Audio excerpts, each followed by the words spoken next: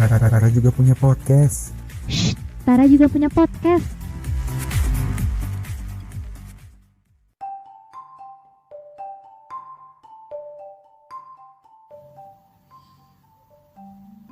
Mahasiswa.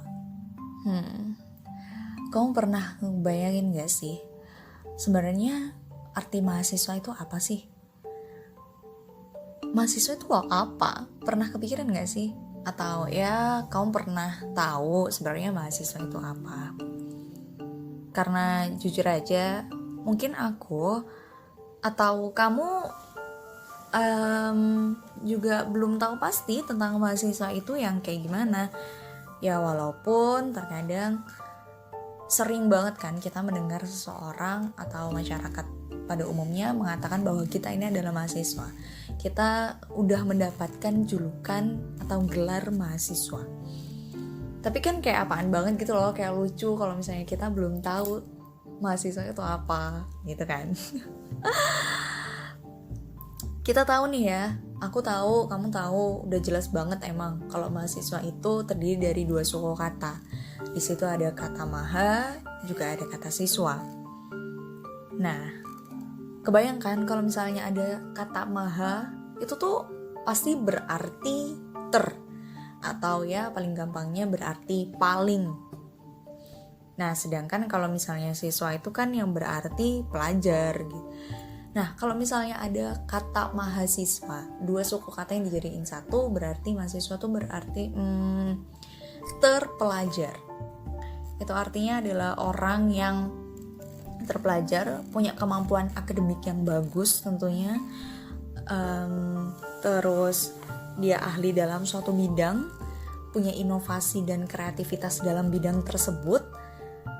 Itu kan yang kayak kebayang orang terpelajar tuh gitu. Dia pasti ahli dalam bidang fisika, dia pasti ahli dalam teknik, dia pasti ahli sastra kayak gitu. Itu orang yang terpelajar. Apalagi kalau misalnya mahasiswa, orang terpelajar, udah pasti kebayang nih dia orangnya pintar, dia bisa memposisikan diri, dia tahu harus ngapain, dia udah bisa menentukan pilihan jalan kehidupannya sendiri, terus dia bisa melakukan apapun yang dia ingin, yang penting tetap sesuai dengan norma atau peraturan yang berlaku kayak gitu. Nah, tapi kayaknya mahasiswa gak cuma sini aja deh. Mahasiswa gak cuma tentang orang yang terpelajar, gak cuma tentang orang yang bagus akademiknya, atau orang yang selalu dengan ahli pelajaran kayak gitu kan, kayaknya enggak deh. Dari sini tuh kayak kita bisa tahu bahwa mahasiswa tuh punya beban dari masyarakat. Ngerasa gitu gak sih? Karena jujur aja nih ya, aku ngerasa mahasiswa tuh punya beban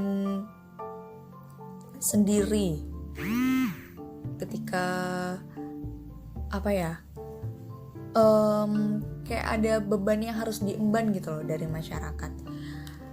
Misal ada ekspektasi dan harapan dari masyarakat yang diembankan kepada mahasiswa.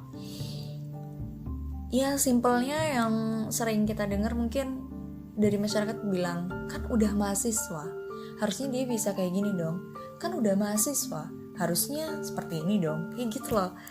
Padahal ya mungkin dari aku sendiri sih kayak, ya ampun, itu merupakan suatu beban gitu loh buat aku yang mungkin takutnya tidak sesuai dengan ekspektasi masyarakat gitu.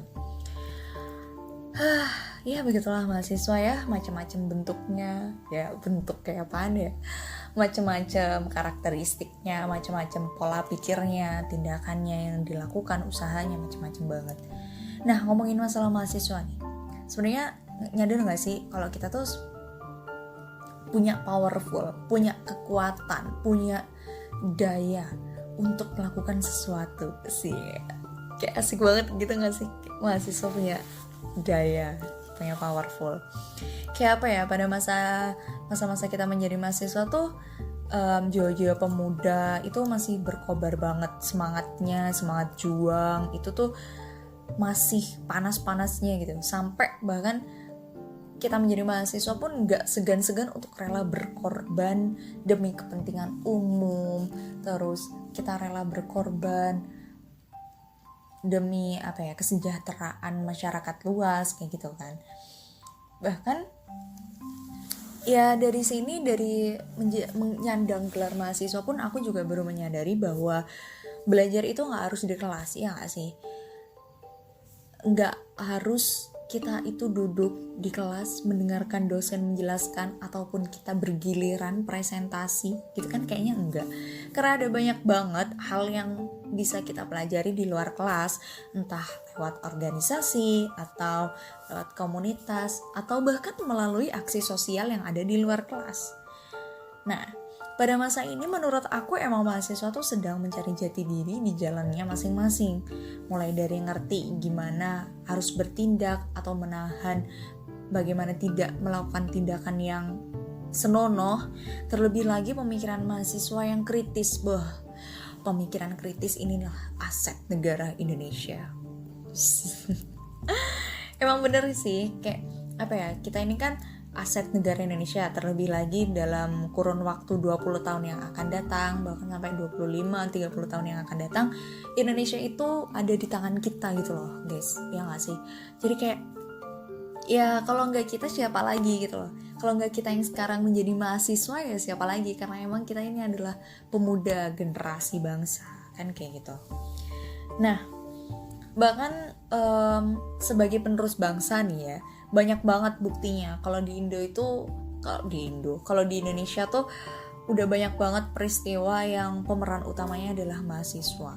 Yang mana peristiwa-peristiwa besar yang terjadi di Indonesia itu ya dilakukan oleh mahasiswa, oleh kekuatan yang dimiliki oleh mahasiswa. Apa aja sih? Jadi ya emang sih kayak dari dulu tuh kan pahlawan-pahlawan kita juga berjuangnya ketika usia-usia 20-an kayak gitu kan. Jadi ketika mereka sedang belajar juga gitu. Nah, kalau kita flashback nih ya, ngomongin masalah perjuangan yang udah dilakukan mahasiswa tahun 1998, kalian inget gak sih sebab kenapa Presiden Soeharto, presiden kedua Indonesia itu turun jabatan? Kalian inget gak sih? Ya kalau belajar dari sejarah sih ya, Presiden Soeharto tuh lengser sebagai presiden karena desakan dari mahasiswa.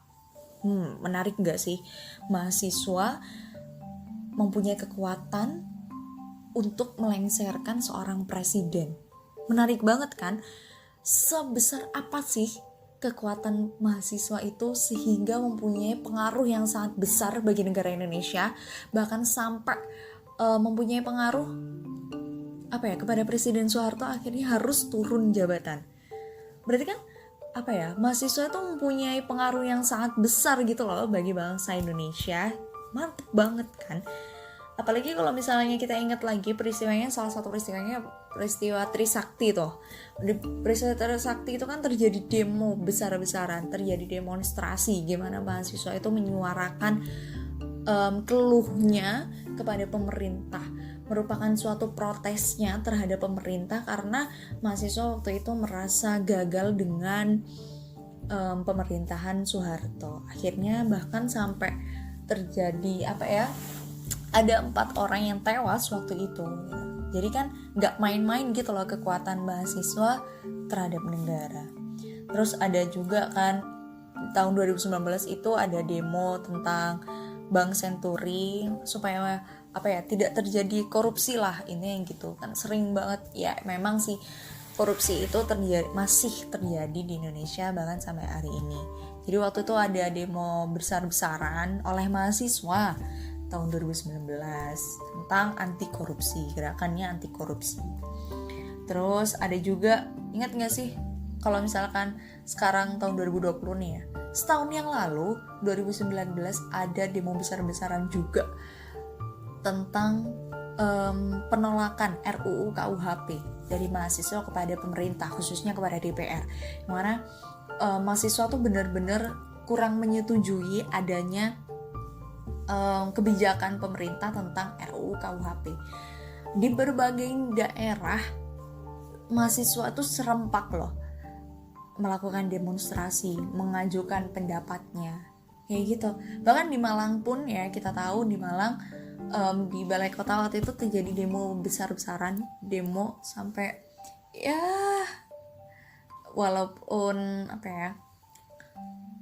itu menguras tenaga dan lain-lain, itu udah pasti ya, tapi itu mereka lakukan gitu loh, itu kita lakukan, mahasiswa lakukan dengan sukarela, mereka turun langsung ke lapangan, mereka langsung menyuarakan di depan balai kota. Itu kan merupakan salah satu bentuk kepedulian mereka terhadap negara kayak gitu. Bahkan akhirnya kan dari demo yang besar-besaran ini menimbulkan kebijakan DPR yang akhirnya dipertimbangkan ulang. RUU KUHP kebijakannya itu dipertimbangkan ulang, ditimbang-timbang kembali, dan pesan dari mahasiswa, pesan dari yang dimaksud mahasiswa akhirnya dipegang oleh pemerintah, yang mana semoga dipertimbangkan kembali gitu loh, biar